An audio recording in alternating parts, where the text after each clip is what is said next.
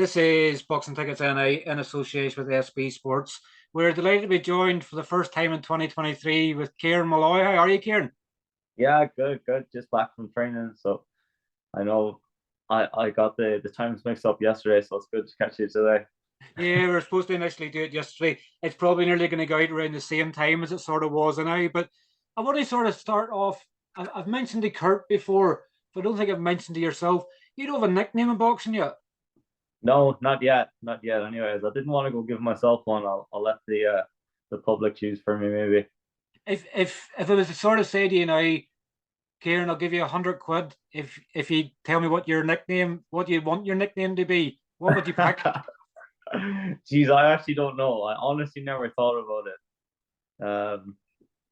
I don't know. There's so many good ones that are already used, so I'd like to have something different, something that nobody has. But like I said, I'm not going to come up with that now myself. Well, what about you? Any nicknames for me? I don't know. I was thinking of one for Kurt, and I was thinking of like Texas Ranger or something like that. Because obviously the Walker sort of thing was some of the things. But I'm going to say anybody obviously has any ideas for obviously a nickname for Kurt, drop them in the comments below. Yeah, But I don't know. I guess you'd sort of nearly go into one that's been used before. Like obviously, I know you like to work the body and things like that. So the body snatcher. yeah. Um, I don't know, one shot. There's so many names you could sort of pick out there, and you're sort of do you go down the cheesy sort of line with nicknames? You know, Pretty boy Malloy. well, we'll not go that far. Uh, But what sort of nicknames do you have out? Does people have nicknames for you outside of the ring? Because like I've got about 50 nicknames. You know, I've nicknames for everything. Do you have any nicknames away from boxing that you could bring into the sport? no, I don't think so. I don't think I'd be able to mention those on this interview, anyways. You can let me know them separately. But I guess sometimes it's like as long as you're fighting and everything else, that's all that matters. You don't need to have a nickname. That's Sometimes it. Yeah. commentary teams and things like that will pick up a nickname for you, or somebody will say something that sticks. I think Colin McGuigan had actually given you one as well. The body snatch or something, was it? The body snap, possibly. Yeah. Look, I like body shots. That's a big part of my game. But let's see if I keep the momentum up with the body shots, and it might stick. We'll see. Yeah, definitely. It's one we can look back on in years to come. Um, Yeah. but I guess obviously you're nearly now a pro. Well, you're over a year pro now, obviously, but you're nearly coming up now in a year of being a pro. You've obviously had 4 fights so far. How would you guess? We've sort of touched on this a wee bit in other interviews. But how would you sort of looking back on 2022? Are you happy, obviously, where you've won obviously 4 fights, 3 stoppages? You've obviously fought in Scotland, you've obviously fought in Belfast twice, and obviously you've fought in Germany as well. How would you sort of assess your first year as a pro? Yeah, fantastic first year. Developed into it nicely. I have a great team with me, great support, great backing off my supporters back home and in the UK as well. So all around, I've done everything I could have, went as well as I could have.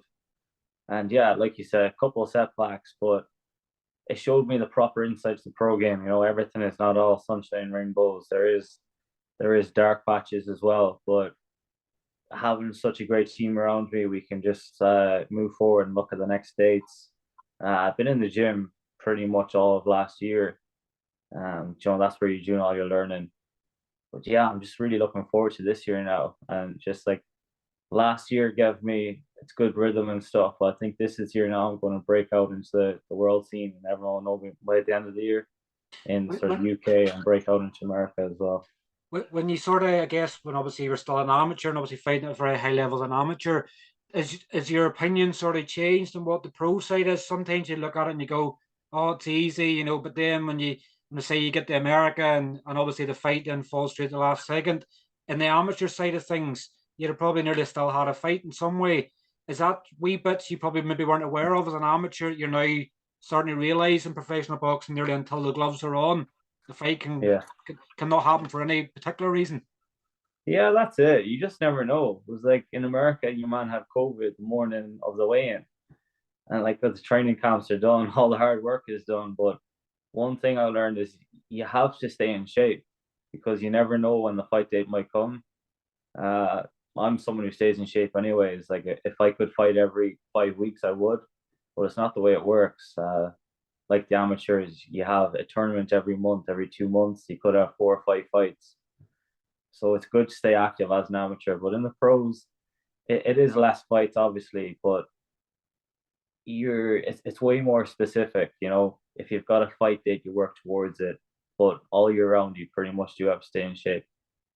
And I guess sort of probably just more so for you and for Kurt, obviously this year, obviously as you're going up more in the rounds, obviously the opposition and things is going to come, but it's probably nearly going to feel like you're sort of going back to the summer amateur grade because the opponent level's coming up where you're getting someone that wants to come forward and have a fight.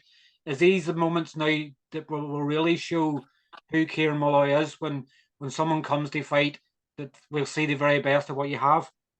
Yeah, absolutely. Like, say, even in sparring, I'm sparring high level professionals, European world class lads. So when you're sparring these kind of guys and you go fighting then a so-called journeyman, it's so much different. It's almost like slow motion, and they do stuff that an elite boxer would never do.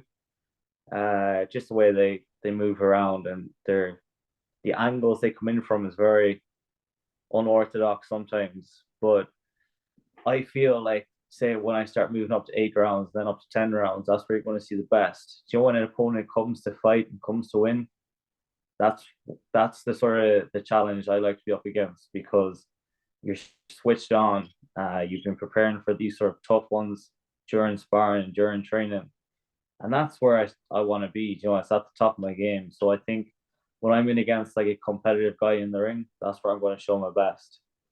And this year we're going to slowly, gradually bring it up to those sort of high class fighters.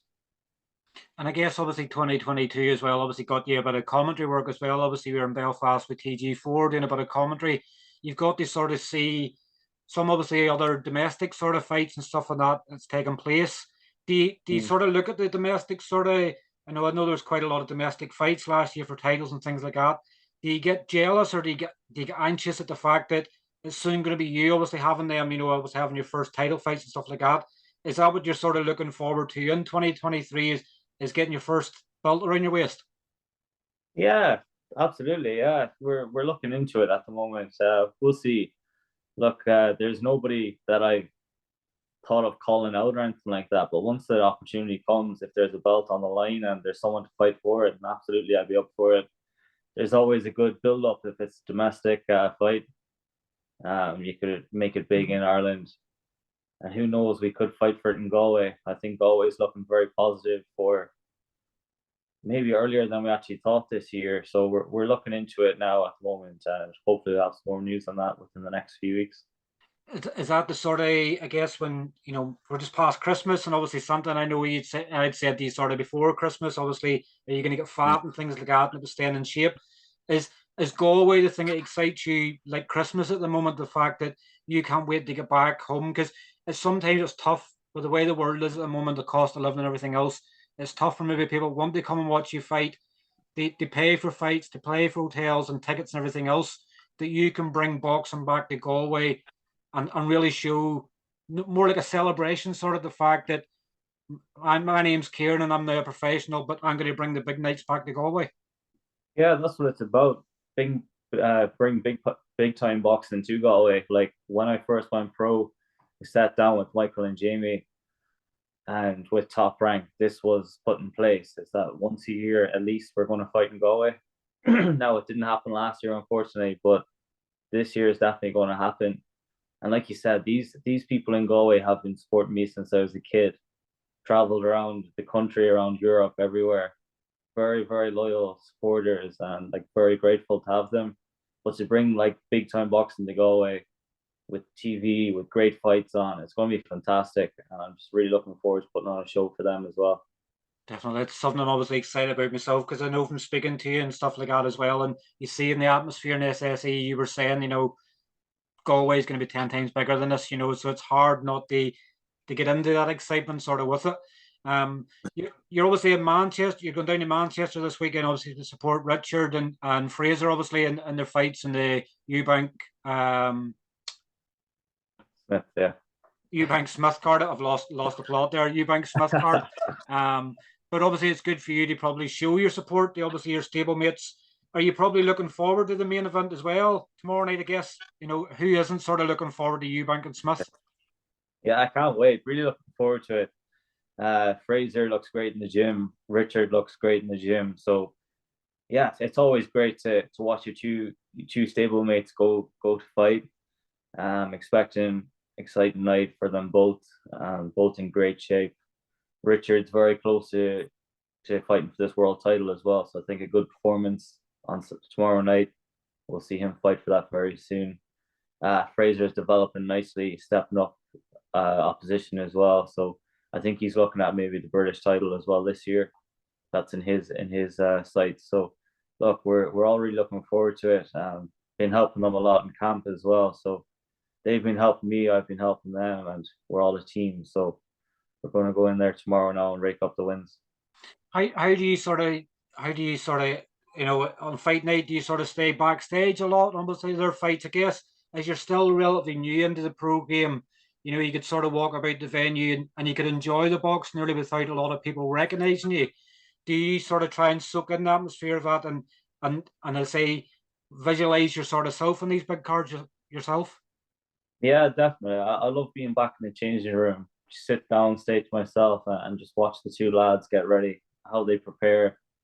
Especially Richard, he's in a very big fight now tomorrow. So I'll be in there with Angel and Jay and just watching, helping them get warmed up or whatever. Might have to go grab water, whatever I can do to help them. But yeah, I love just soaking up all of the energy in the change rooms. There's always good vibes in the change rooms as well, but you never know who you bump into in these sort of fight cards as well. So it'd be great to chat away to maybe former champions or like at the moment champions. So it'll be interesting now. But yeah, I'm looking forward to it. There's your new nickname, Kieran the Waterboy Molloy.